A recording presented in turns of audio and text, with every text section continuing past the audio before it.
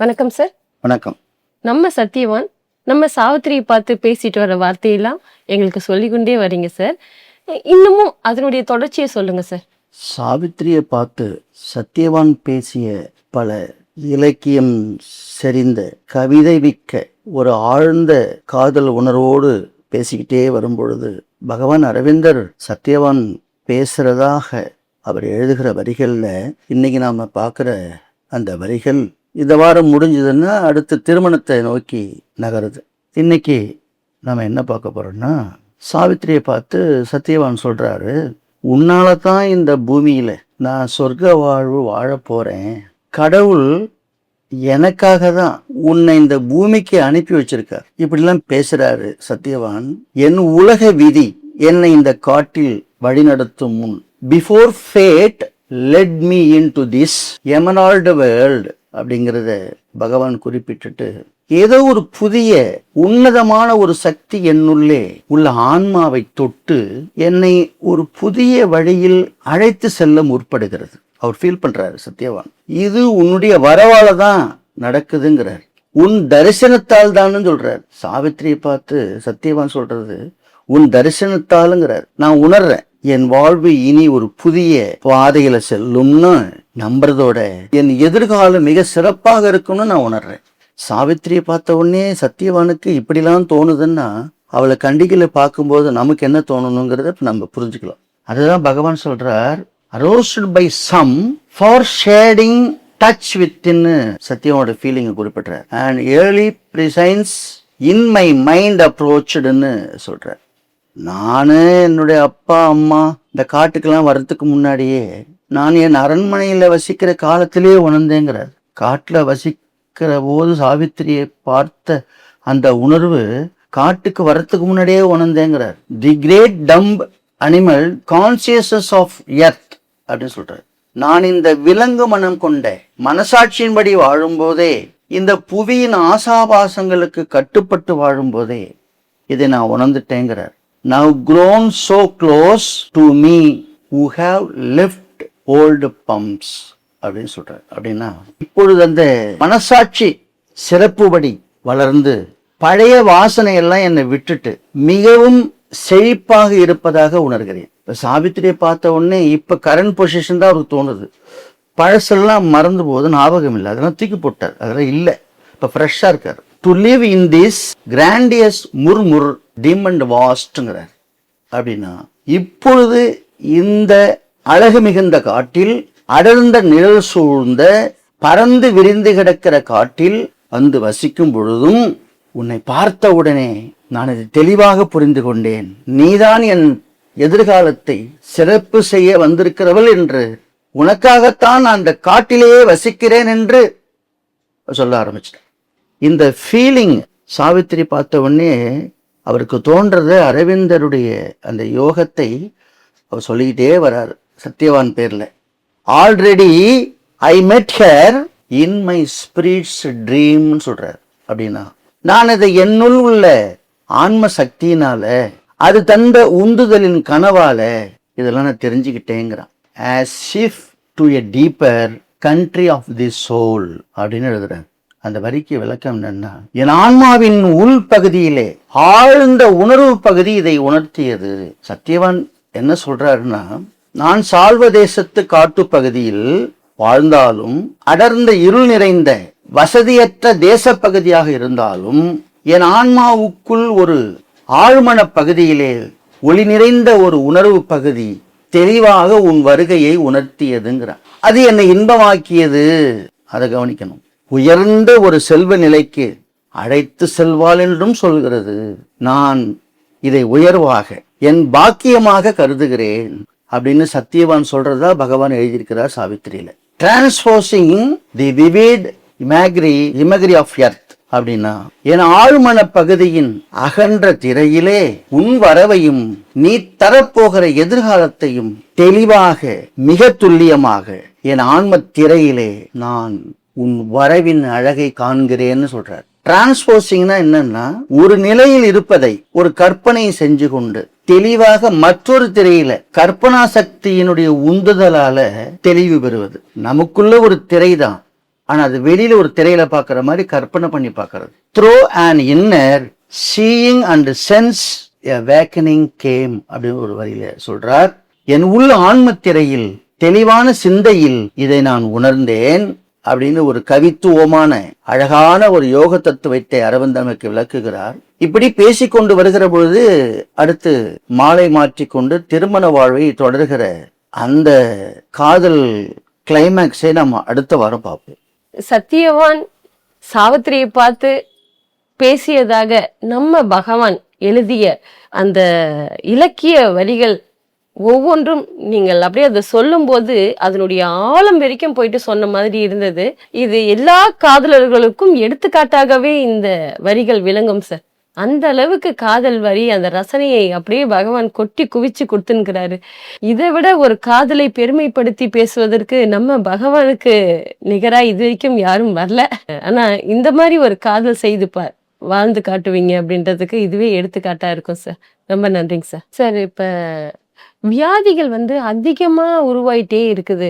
என்ன வியாதின்னே கண்டுபிடிக்க முடியாத அளவுக்கு பிரச்சனைகள் இப்ப ரொம்ப அதிகமா இருக்குதுன்னு அன்பர்களுடைய கருத்தா இருக்குங்க சார். இந்த வியாதிகள் எந்த வியாதியா இருந்தாலும் அதை குணமாக்கக்கூடிய அந்த மகா மந்திரம் சாவித்திரியிலேருந்து சார் கிட்ட எடுத்து சொல்லி கேட்டாங்க. அது அவங்க மூலியமா நான் கேட்குறேன். அதை பத்தி இன்னைக்கு சொல்லுங்க சார். ஒரு 8 வரி தான். அதை தொடர்ந்து நாம் சொல்லிக்கிட்டு வரும்பொழுது அந்த நோய் நம் உடலில் எங்கே இருளாக இருக்கோ இந்த சாவித்திரி வரிகளில் உள்ள அந்த ஒளி நம்ம படிக்க படிக்க அந்த இருள் மறைந்து போகும். இருள் உள்ள அந்த இடத்துல இருக்கிற வியாதியும் மறைஞ்சு போகும். அதாவது எ பீயிங் இன்டிமேட் அண்ட் அன்னேபிள் அப்படின்னா மிக நெருக்கமான பெயரிட முடியாத ஒரு தெய்வீக சக்தி நமக்குள்ள இருக்கு. எ வைடு கம்பல்லிங் எஸ்டசி அண்ட் பீஸ், அதாவது ஒரு பரந்த மனதை ஈர்க்கக்கூடிய பேரின்பமும் அமைதியும் அங்கே நிலவியது அப்படிங்கிற அர்த்தம். இந்த ஆங்கில வரியோடு இந்த தமிழையும் சேர்த்து படிக்கலாம். 3வது, it's presence made the smallest seen divine அப்படின்னா உடலின் செல்கள் உட்பட மிக சிறிய விஷயங்களையும் தெய்வீகமானதாக மாற்றியது. பாருங்க, ஒவ்வொரு செல்லையும் தெய்வீகமாக மாற்றுது. இந்த மந்திரங்களை படிக்கும் பொழுது the godlike fullness of the instruments அப்படின்னா உடல், மனம், உயிர் இவற்றினுடைய தெய்வீக முழுமை, இதெல்லாம் தெய்வீகமான ஒரு நிலையில முழுமை பெற்று விடுங்கிறார். Invincible he ascended without pause, எவராலும் தடுக்க முடியாதபடி ஆரோக்கியத்தை நோக்கி இடைவிடாது முன்னேறி உயர்ந்தார். இதை படிக்கிறவங்களுக்கு அந்த இடைவிடாத முன்னேற்றம் இருக்கும் ஆரோக்கியத்துல.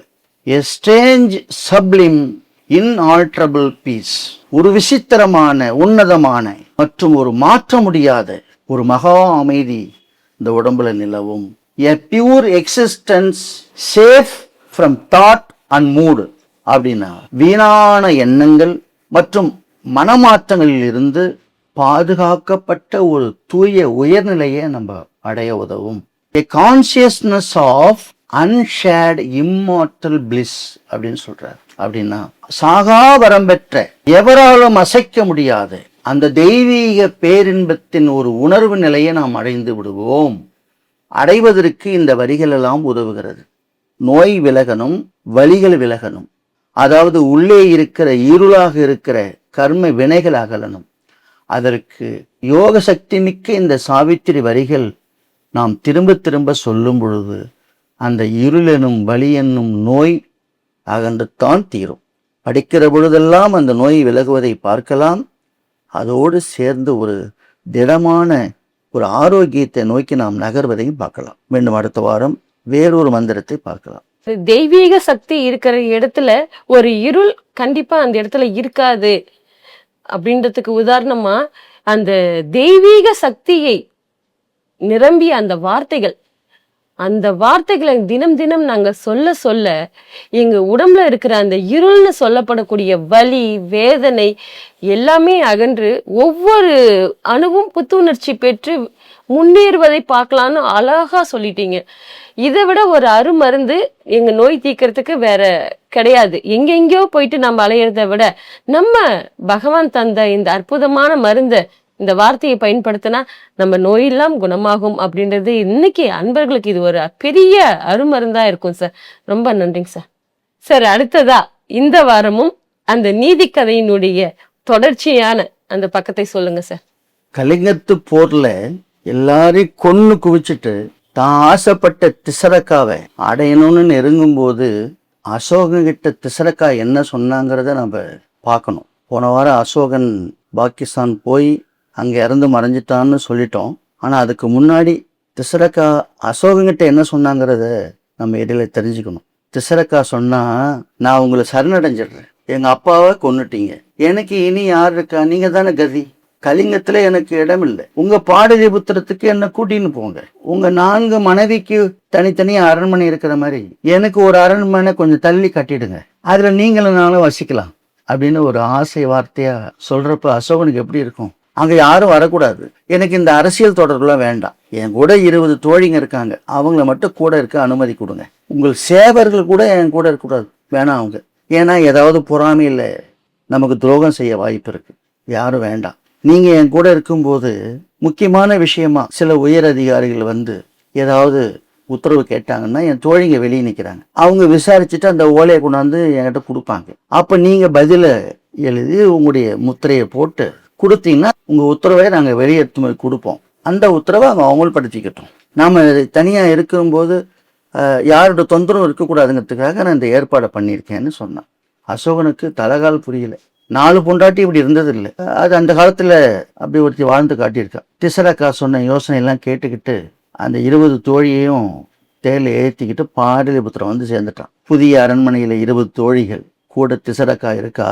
வர்மக்கலை, மனோவசியக்கலை, தந்திர யோகக்கலை எல்லாமே அறிந்தவர்கள் இவர்கள். திசரக்காவை 5வது மனைவியா திருமணம் செய்துக்கிறான், அரண்மனையில குடியேற்றிட்டான். நாள் இரவு அசோகனுக்கு எப்படி இருக்கும்? குஷியில இருக்கார் தலைவர், எல்லாருக்கிட்டையும் சொல்லிட்டு, குறிப்பா 4 மனைவி கிட்டலாம் சொல்லிட்டு, அங்க இருக்கிறவங்களாம் சொல்லிட்டு, அரண்மனையில ஒருத்தர் விடாம சொல்லிட்டு ஒரு திசரக்கா ரூமுக்கு போறாரு. எந்த ஆயுதங்களும் கூட வச்சுக்கல, ஏன்னா சந்தோஷமா இருக்க நேரத்துல எதுக்கு அதெல்லாம். திசரக்காவை நெருங்குறாரு சம்ராட் அசோகன். அவளுக்கு தான் வர்மக்கலை தெரியுமே, இடுப்புல ஓங்கி ஒரு குத்து, அடுத்து தோள்பட்டையில ஒரு குத்து, அடுத்து நெத்தில ஒரு குத்து, 3 குத்து தான். இடுப்புல குத்துனதுல ஆன்மா அவுட்டு, காலு கையிலும் தோண்டு பேரலிசிஸ் மாதிரி ஆகிப்போச்சு, நிக்க முடியாது, நடக்க முடியாது. தோள்பட்டில விட்ட குத்துல கை காலெல்லாம் உடஞ்சி போச்சு, இனிமே யாராவது சாப்பாடு ஊட்டினாதான், அவரே சாப்பிட முடியாது. நெத்தில விட்ட குத்துல கண்ணு 2 அவுட்டு. வறுமக்கால தெரிஞ்சவர்ல அசோகன் கொஞ்சம் கூட எதிர்பார்க்கல, விட்ட குத்துல படுத்த படுக்கை ஆயிட்டாப்புல. அங்க இவனோட முத்திரை இருந்தது, மோதிரம் இருந்தது, படைவாள் இருந்தது, இது எல்லாமே இப்ப திசரக்கா கைக்கு வந்துருச்சு. அசோகம் படுத்த படுக்கை ஆயிட்டான், யாரும் உள்ள வர முடியாது. அடுத்த 2 மாசத்துக்கு பாடலிபுத்திரத்தோட மொத்த அரசாட்சியும் திசரக்கா கையில இருக்கு. கொஞ்சம் கொஞ்சமாக அசோகனுடைய சாம்ராஜ்யம் அழிஞ்சுக்கிட்டே வருது. ஏன்னா மன்னன் வெளியே வரல, மன்னனை மக்கள் பார்க்கல, இந்த சாம்ராஜ்யம் அழியணுங்கிறது தானே திசரக்காவின் நோக்கம். அசோகனுடைய அதர்மம் வெளியே தெரியறதுக்கு கொஞ்சம் நாள் ஆயிடுச்சு. எப்பயுமே அதர்மம் தலை தூக்கி ஆடுனா அது அழியறதுக்கு சில காலம் எடுக்கும். அத மாதிரி இவனுடைய அதர்மங்கள் தெரியறதுக்கு கொஞ்சம் நாள் ஆனது. அசோகன் கோமா நிலைக்கு போக இந்த திசரக்கா குழுவினர் இருக்காங்கல்ல, இவங்க எல்லாம் பாடலிபுத்திரம் அந்த அரண்மனையிலிருந்து எஸ்கேப் ஆகுறாங்க. எங்க போறாங்கன்னா, புத்தர் ஞானம் பெற்ற போதி மரம் இருக்கு இல்லையா, அங்க போயிடுறாங்க. அங்க போயிட்டு அந்த போதி மரத்தோட வேர்ல, அதோட அடி மரத்துல 2000 விஷ முள்ளுங்களை அதுல செலுத்தி, ஏன்னா அந்த மரம் செத்து போகணுங்கிறது. போதி மரத்தை ஏன் சாகடிக்கிறாங்கன்றது பின்னாடி ஒரு கதை இருக்கு. அப்படி பண்ணிட்டு யாரும் கண்டுபிடிக்க முடியாத இடமான ஒரு கேரள எல்லையில ஒரு காட்டுல போய் அந்த காட்டு பகுதி மக்களோட வாழ்ந்து இருந்து காலப்போக்கில் அவங்க இறந்து போயிடுறாங்க. ரொம்ப நாளாவே அரசனை காணணும்னு சொல்லிட்டு எல்லா அதிகாரிகளும் அந்த அசோகன் அரண்மனைக்குள்ள நுழைஞ்சிடுறாங்க. திசரக்கா இருந்த ரூமுக்குள்ள நுழைஞ்சா யாரையுமே காணும். அவங்க தான் எஸ்கேப் ஆயிட்டாங்க. ஒரு முடங்கி போன அசோகனுடைய ஒரு முனகல் சத்தம் தான் கேட்குது. அரசவைக்கு தூக்கின்னு போறாங்க. கண்ணு தெரியல, கால் விளங்கல, நடக்க முடியல. புத்த பிட்சு தான் கூட்டு வைத்தியம் பார்க்க சொன்னாங்க, ஒன்னும் பழிக்கல. மகா பாண்டித்யம் பெற்ற பல சிகாமணிகள் எல்லாம் கூட்டு வைத்தியம் பார்க்கறாங்க, நோ யூஸ். கடைசியா 18 பிள்ளைகள்ல ஒருத்தன் குணாலன்னு பேரு, அவனுக்கு பட்டம் சூட்டிட்டு இன்னொரு மகன் மகேந்திரன் ஒருத்தர் இருக்கான், இன்னொரு மகள் சங்கமித்ரா இருக்கா. இவங்க தலைமையில ஒரு 11 புத்த பிட்சுகளை ஒருங்கிணைச்சு மாறு வேடத்துல படை வீரர்களையும் சேர்த்து பாரத தேசம் முழுக்க போய் தேடுங்க, அந்த திசரக்கா குழுவை கண்டுபிடிச்சிட்டு வாங்கன்னு உத்தரவு போடுறான். புத்த மதத்தை பரப்புவது போல திசரக்காவை தேடுறாங்க. அவங்க தான் கேரளா காட்டுல போய் பதுங்கி அவங்க அப்படியே காலமாயிடுறாங்க இல்லையா, கிடைக்கல. கடைசியில அசோகன் மொட்டை போட்டுக்கிட்டு புத்த தீட்சை வாங்கிட்டு காவி உடைய உடுத்திக்கின்னு அடுத்தவர்கள்லாம் அவனை சுமந்து போற மாதிரி ஒரு நிலைமை வந்து தட்சசீலம்ங்கிற இந்த பாகிஸ்தான் பகுதிக்கு கொண்டு போய் அவன் உயிர் நீர்க்கிற வரைக்கும் அங்க வச்சிருந்து இறந்த பிறகு சமாதி பண்ணிட்டு வந்துடுறாங்க. ஆசை வழியிலே அதர்மத்தின் துணையிலே அசோகன் தர்மத்தை கொன்றான். தர்மம் அசோகன் அடைந்த அனைத்தையும் காலத்தின் துணை கொண்டு அழித்து விட்டது. இதை நாம எப்பவுமே மனசுல வச்சுக்கணும். அசோக நீதி கதையில நமக்கு என்ன சொல்ல வருது? தர்மத்தின் வாழ்வுதனை சூது கவும், தர்மமே இறுதியில் வெல்லும். அந்த தத்துவத்தை இந்த அசோகனுடைய நீதி கதையில பார்க்கிறோம். மனம் போன போக்கில் எவ்வளவு உயரத்திலே தரங்கட்டு அதர்மமாக வாழ்ந்தால் முடிவு என்னவா இருக்கும்னா இப்படிதான் இருக்கும்னு நம்ம உறுதியா நம்பலாம். நம்ம வாழ்ற காலத்துல இந்த மாதிரி ஆட்கள் இருக்கிறத பார்த்து புலம்ப வேண்டாம். Climax confirm. அசோகனுக்கு ஏற்பட்ட கிளைமேக்ஸ் அவங்களுக்கும் இருக்கு.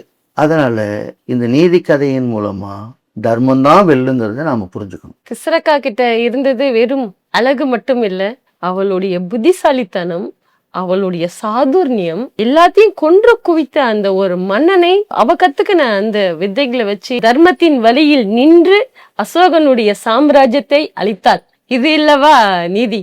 அதனால தர்மமே இறுதியில் வெல்லும்னு அழகா சொல்லி இந்த நீதி கதையை முடிச்சிங்க. இது நம்ம எல்லாரும் தெரிஞ்சுக்கினதுல மிகப்பெரிய சந்தோஷம் சார். ரொம்ப நன்றிங்க சார். சார், அடுத்ததா இந்த வார சிந்தனைகளை பத்தி சொல்லுங்க சார். காரு பைக்கெல்லாம் யார் வேணாலும் வாங்கிக்கலாங்கிற அளவுக்கு இஎம்ஐ வசதியை நிறைய கொண்டு வந்து ரோட்ல அப்படி ஒரு டிராபிக். எல்லாட்டையும் கார் இருக்கு, பைக் இருக்கு. பயணங்கள் ரொம்ப சுகமா இருக்கு. ஆரோக்கியம் டோட்டலா அவுட். உடம்ப கவனிக்கிறது இல்லை, நடக்கிறது இல்லை, இயங்குறது இல்லை. எடை எவ்வளவு கூடினாலும் கவலைப்படுறது இல்லை.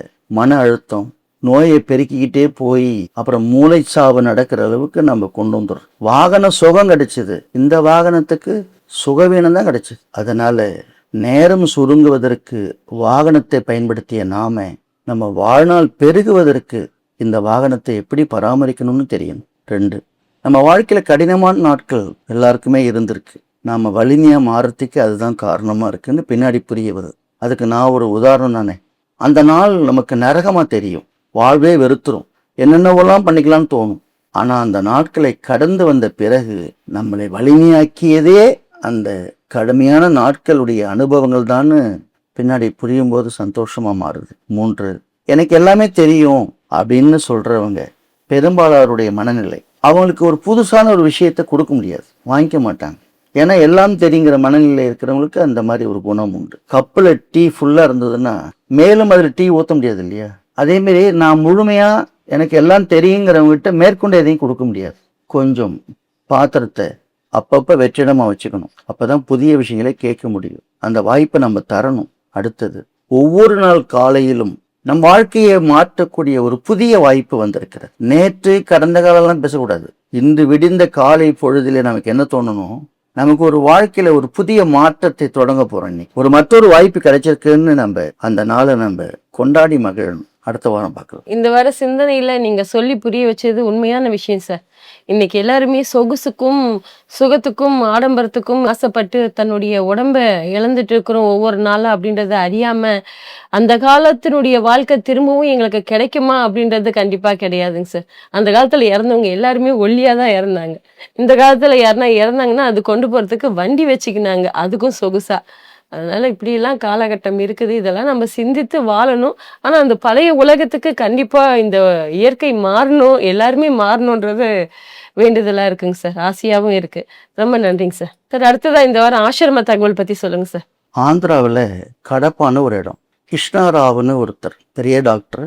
கிட்னியில கல் எடுக்கிறதுல ஒரு பெரிய சர்ஜன். அவர் ஒரு புகழ்பெற்ற மருத்துவமனையில சீஃபா இருக்கிற டாக்டர் பகவான் அரவிந்தர் மீதும் அன்னை மீதும் அளவு கடந்த பக்தி கொண்டவர். ஆகஸ்ட் 5ஆம் தேதி ஆனா பாண்டிச்சேரியில தான் இருப்பார். ஒரு நாள் முன்னாடியே கிளம்பி அங்க போயிடுவார். பகவானுக்கும் இவரை தெரியும், ஏன்னா ரெகுலரா வர்றதுனால. எவ்வளவு வேலை இருந்தாலும் முடிச்சுட்டு கிளம்பிடுவார். தரிசனம் முடிச்சுட்டு கடப்பா வரத்துக்கு 3 நாள் ஆயிடும். அவரை பாண்டிக்கு போகும்போது உதவி டாக்டர்னு பார்த்துப்பாங்க. பாம்பேல இருந்து ஒரு கிட்னில கல்லுன்னு ஆகஸ்ட் மாசம் 14ஆம் தேதி காலையில கிருஷ்ணாராவ் டாக்டர் பார்க்கணும்னு வந்துட்டாரு. ஏன்னா அவர் திறமையான டாக்டருங்கிறதுனால. அன்னைக்குதான் அவர் பாண்டிக்கு போகணும். எப்படி இருக்கு பாருங்க. சரி, வந்துட்டார் நம்பி. பகவான் மேல பாரத்தை போட்டுட்டு 2 கிட்னியில் இருக்கிற கல்லையும் எடுத்து ஆப்ரேஷன் சக்ஸஸ் பண்ணிவிட்டு கொஞ்சம் வலி இருந்தாலும் கூட இருக்கிற டாக்டர் நர்ஸுக்கிட்டலாம் சொல்லிவிட்டு பாண்டிச்சேரி கிளம்புறாரு. நான் பாண்டிச்சேரி போகிற தகவலை பேஷண்ட்கிட்ட சொல்லாதீங்க, அவர் அதை ஃபீல் பண்ண ஆரம்பிச்சிடுவார் அப்படின்னு சொல்லிட்டு அவருக்கு ஏதாவது எமர்ஜென்சின்னா சில மருந்தையும் கொடுத்துட்டு கிளம்பிட்டார். மதியானமாக கடப்பால் வந்து பாண்டிக்கு கிளம்பி போகிறாரு. வழிநடக பகவான் ஞாபகம் அதோட இந்த நோயாளியோட ஞாபகமும் வந்துனே இருக்கு. நைட்டு ஃபுல்லாக இந்த ஆப்ரேஷனான பேஷண்ட்டுக்கு வலி, திரும்ப யூரின் லாக் ஆகி போக மாட்டாங்க. டாக்டரை கூப்பிட சொல்கிறார். டாக்டர் தான் பாண்டிக்கு போயிட்டார். அவர் இல்லைங்க, கொஞ்சம் வெளியே போயிருக்காரு. அவரை நம்பி தானே நான் வந்தேன், இப்போ அவர் இல்லைங்கிறீங்க, நான் இறந்துருவோம் போல இருக்க அப்படின்னு அழற ஆரம்பிச்சிட்டாரு. யாராலையும் வலியை குறைக்க முடியல. சிறுநீர் போனால் தானே வலி போகிறது, தூக்கம் வேறு வரல. நைட்டு 11 மணிக்கு ஒரு வேஷ்டி கட்டிக்கிட்டு ஒரு மேலே ஒரு டவலை போத்திண்டு ஒரு பெரியவர் வந்து இவர் ரூமுக்குள்ளே வந்திருக்கார். நோயாளி கையை பிடிச்சி தைரியம் சொல்கிறார். நோயாளி இது மாதிரி தான் ஒரு 6 டாக்டர் வந்து தைரியம் சொன்னாங்க, வலி போகல அப்படின்னு அந்த பெரியவர்கிட்ட சொல்கிறார். அந்த பெரியவர் சொல்கிறார், உங்கள் டாக்டர் கிருஷ்ணாராவை பார்த்துட்டு தான் வர்றேன், அவரும் ஒரு முக்கியமான வேலையாத்தான் வெளியே போயிருக்காரு, அவர் சொல்லி தான் நான் வந்திருக்கேன்னார். அவர் ஒன்றும் உங்களை கைவிட மாட்டார், கவலைப்படாதீங்கன்னு சொன்னார். நோயாளியோட சுண்டி வரல பிடிச்சி ஒரு இழுத்தார் இந்த பெரியவர். அந்த செகண்ட்லே அந்த அடைச்சிக்கிட்டு இருந்த சிறுநீர் வந்து கடன்னு வெளியேறிடுச்சு.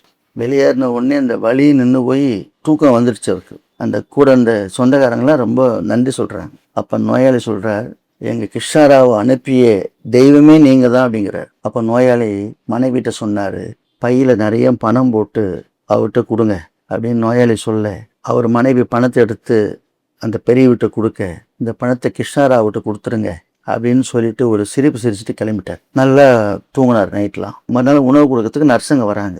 அவர் நல்ல அமைதியாக நார்மலாக சந்தோஷமாக உட்காந்துருக்கார். ரொம்ப ஆச்சரியம் அவருக்கு. அதுக்கப்புறம் 2 நாள்லேயே அவர் நடக்க ஆரம்பிச்சிட்டார். சர்ஜரி முடிஞ்சிருக்கு அவருக்கு. சர்ஜரி முடிஞ்சு 10 நாள் ஆகும், ஆனால் 2 நாளே நடக்கிறார். டாக்டர் வந்து எங்கே பேஷண்ட்டுன்னு கேட்டால் நடந்துட்டுருக்காருங்கிறாங்க. அவர் பார்த்துட்டு ரொம்ப ஆச்சரியம், என்னடா மெடிக்கல் மிராக்கிளாக இருக்க, இது எப்படி சாத்தியம்னு ரொம்ப ஷாக் ஆகிட்டார். அப்போது அவர் சொல்கிறார், நோயாளி உங்கள் அசிஸ்டண்ட்டை மட்டும் வரலன்னா நான் செத்து போயிருப்பேன் டாக்டர் அப்படின்னு அவர்கிட்ட சொல்கிறார். அவருக்கு பரவாயில்ல, ஏதோ நல்லபடியாக முடிஞ்சிருக்குன்னு ஒரு சந்தோஷம் தானே. மருத்துவமனையில் டாக்டர் கேட்குறாரு, அசிஸ்டண்ட்டாக யார் வந்தது அப்படின்னு கேட்கும்போது, நாங்கள் யாரும் நைட்டு வரல அப்படின்னு சொல்கிறாங்க. அவருக்கு ஒரு டவுட் வந்தது. சரி, ஒவ்வொருத்தரையும் கூப்பிட்டு இவர் முன்னாடி நிறுத்துறாங்க, இவர் வந்தாரா. எல்லாருக்கும் ஒரே குழப்பமாக இருக்குது.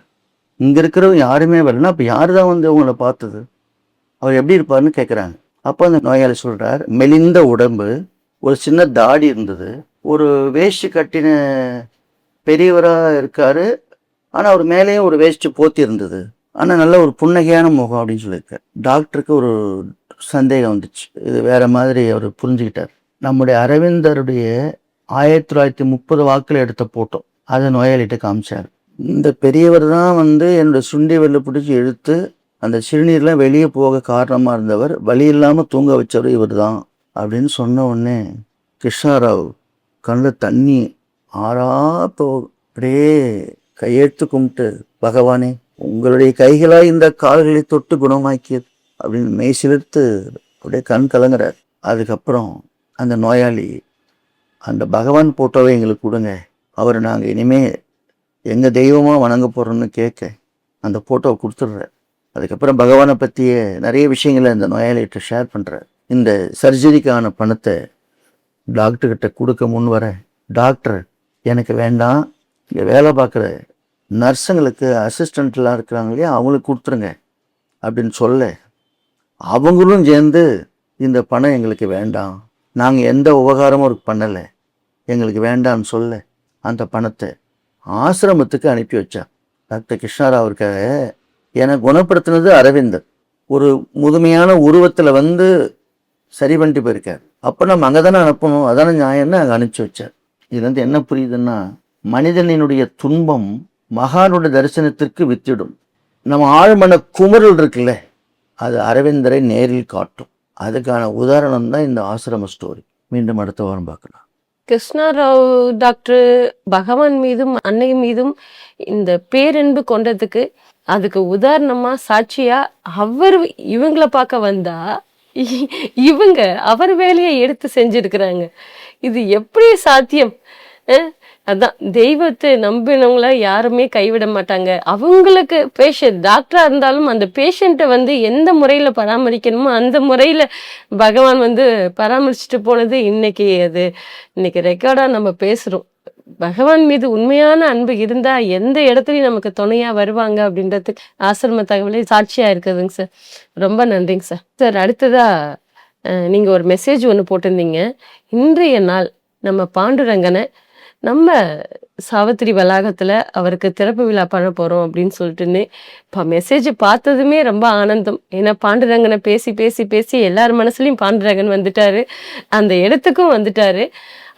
கூடுதலா நம்ம மீரா மந்திரியும் சீக்கிரமா திறப்பு விழாவுக்கு உண்டான ஏற்பாடை செஞ்சுட்டு வரோன்றதை நாங்க படிச்சோம். இன்னைக்கு அதை பத்தி கொஞ்சம் சில வரிகள் சொல்லுங்க சார். பகவான் பாண்டுரங்கருங்கிறது பகவான் கிருஷ்ணரோட மறு அவதாரம், கலியுக அவதாரம். எளிமையான தெய்வம் அவர். நம்ம பேராமூரில் அவரை பற்றி நிறைய சொன்னதுனால அவருடைய சன்னதியும் நம்ம ஞான ஒளி திருக்கோயில் வளாகத்தில் வரணும்னு அன்பர்கள் கேட்டுக்கிட்டாங்க. அதனால் தாயார் ரகுமாயியோட பாண்டுரங்கர் என்று சன்னதி கொண்டு விட்டார். எளிய மக்கள், சாதாரண மக்கள், குழந்தைகள்லாம் வழிபடுற மாதிரி ஒரு எளிமையான ஒரு சன்னதியாக அமைஞ்சிருக்கு. எல்லாரும் வந்து தரிசிக்கணும். அடுத்து மேற்கூரையை அமைச்சு அவர் எப்படி சந்திரபாகா நதிக்கரையில் கோயில் கொண்டிருக்கிறாரோ அந்த மாதிரி அவரை விசேஷமான ஒரு சன்னதியாக அடுத்து கட்டமைக்க போகிறோம். மீரா மந்திருங்கிற ஒரு பிரம்மாண்டமான ஒரு ஆழ்நிலை தியான மண்டபம் கட்டியிருக்கோம். எல்லாருக்கும் ஆரோவில் மாத்ரு மந்திருக்குள்ளே போய் அந்த இன்னர் சைலன்ஸ் அனுபவித்த அனுபவம் நிறைய பேருக்கு இருக்குது, நிறைய பேருக்கு இன்னும் கிடைக்கல.